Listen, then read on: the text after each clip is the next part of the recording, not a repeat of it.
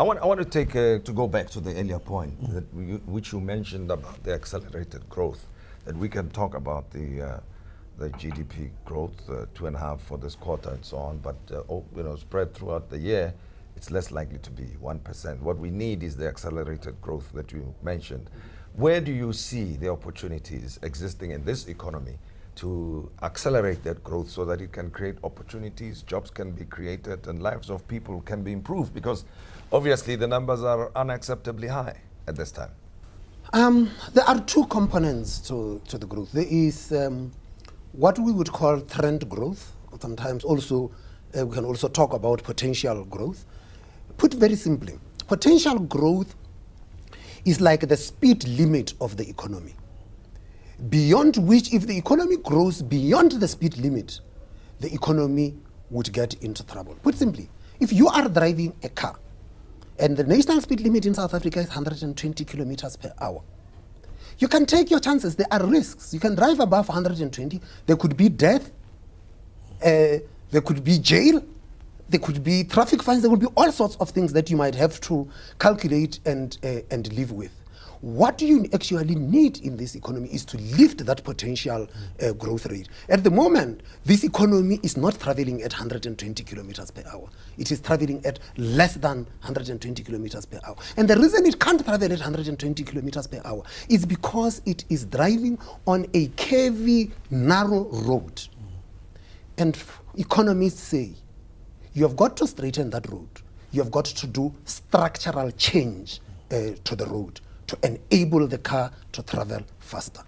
And so what we actually need is structural change in this economy. And that turns out to be painful. And it might lead to short-term pain, but you actually will get gains down the road. You're going to have to make that. So what are these structural factors? It has to do with the regulatory framework in specific sectors, whether it's visa regulations in tourism, whether it is the licensing of mines, whether the education system is producing the engineers, the doctors, the scientists that the economy is looking for. All of those things contribute to the potential growth rate. Now, very clearly, monetary policy or the central bank can't do anything about those things. But does it mean the central bank does not have a role in growth? The central bank has a role in growth. And that is why we have to bring the balance and the sustainability. And the central bank affects what we call cyclical growth, which means the deviation of the economy from that potential. And that is where we come in. So what we did at the previous meeting was that we saw that the economy is weak, but because our job is to bring balance and inflation is in check, and going forward we see inflation being in check, that it is possible through monetary policy to provide some stimulus, limited as it might be, and that will give a boost to cyclical growth, but it is not going to increase the speed limit of the economy. I think it will make a contribution. There's low consumer confidence, perhaps that will help. But also South Africa is very small and open, and it enjoys a seat in the BRIC countries, in the G20, but also at a celebrated annual event that happens in America, where all central bankers are there. So why do we find SA being the only African country there? And what have you learned from interacting with the global leaders in finance in that meeting that happens at Wyoming? Well, the three groupings that you referred to, two of them are decision making. BRICS and the G20 do make decisions, and those decisions impact directly on the global economy. Jackson Hole is more about an exchange of ideas about the global economy, but also more importantly about what we are seeing emerging in the developed economies, because what emerges from there impacts us, as you correctly stated, as a small open economy. Because for us, we are integrated, and we must get ourselves to be even more integrated into this global economy and get ourselves linked into global value chains and global supply chains and so forth. And so understanding what are the emerging trends in the developing economy, in the developed economies becomes important. Now, just getting out of the Jackson Hole, my two takeaways from Jackson Hole, three takeaways. The first one is that the global economy is in a much better space than it was in the past 3 years.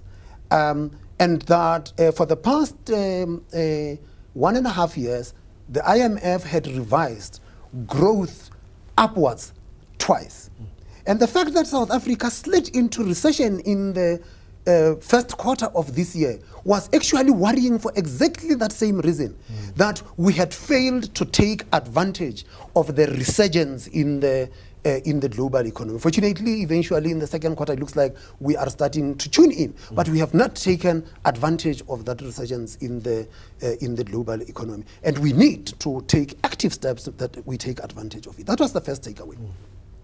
The second takeaway is that monetary policy in the developed economies is going to get back to normal, as they call it, meaning that interest rates will move from the current areas where they are almost zero, where in some respects you even have negative bond yields. That is going to return to positive. And as that happens, there is going to be a reallocation of resources with implications for South Africa.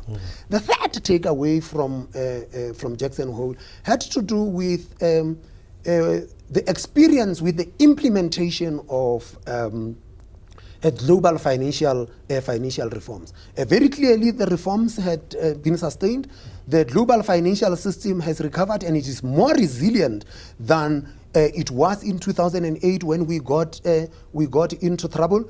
But that there is a risk that some of those reforms could be reversed in the developed world. And if they get reversed, they might just be setting the basis for a future financial crisis. Now, there's something else that's going on in South Africa at the moment, and I think it's important that we all become familiar with it. The integration of the work that you do as the central bank and the Financial Services Board. It looks like you're going to transfer responsibilities from one part to the other, the so-called Twin Peaks approach. If you can expand a bit on that.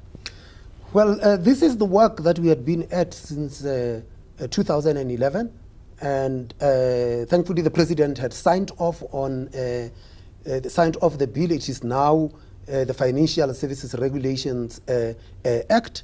And in terms of that act and that new architecture, we are going to have two regulatory objectives, a prudential objective and a market conduct objective. So prudential regulation of the financial institutions will be in the central bank. What does prudential regulation mean?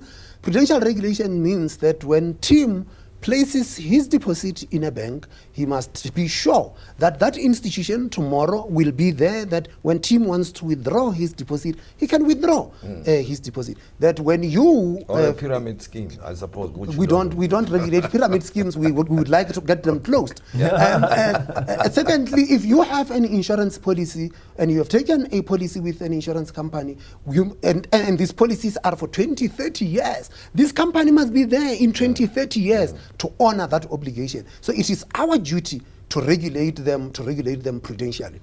The market conduct regulator, which is now the old FSB, their job is to make sure that you are treated fairly, that your policy is properly explained to you, that you understand what interest you are going to be paying, and that it does not get changed without a fair process or without any explanation why it had happened. It's got to be a very clear. So those will be the two main things. Overall, though, those two peaks are driven by four regulatory objectives. The most important being access to financial services, which is very important. I say it's access to financial services, not access to credit, because people must be able to transact and do all of those things. And secondly, the treatment, customers being treated fairly. And that becomes important, and that complements what I had talked about prudential regulation and financial stability. All right. Well, thanks very much for talking to us and giving us time, Governor. Much appreciated. And of course, there's a lot to talk about. And I wish we could have an extended conversation so we can explain almost everything. But we've got the facts that we needed, and we've got the information that we needed from you. Thank you very much. Every time you complain you need more time, and then I tell you I will come back and you take a year to invite me back.